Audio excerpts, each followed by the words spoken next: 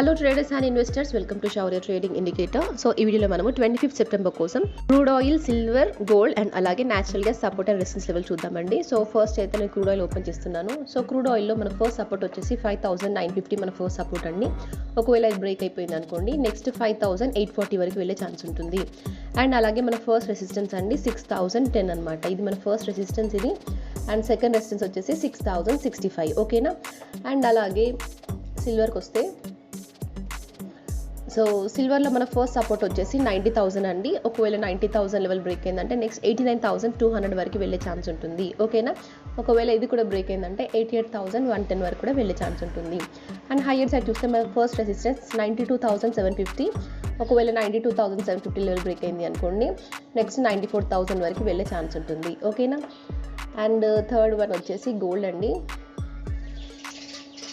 So గోల్డ్లో చూస్తే మన ఫస్ట్ సపోర్ట్ 2660 అండి. ఓకేనా. సో 2660 ఇది మన first support, 2660 first support. And next one వచ్చేసి 2650 అండి. ఓకేనా. అండ్ హైయర్ సైడ్ చూస్తే మన ఫస్ట్ రెసిస్టెన్స్ 2680 మన ఫస్ట్ రెసిస్టెన్స్. ఒకవేళ ఇది బ్రేక్ అయింది అనుకో నెక్స్ట్ 2700 వరకు వెళ్ళే ఛాన్స్ ఉంటుంది.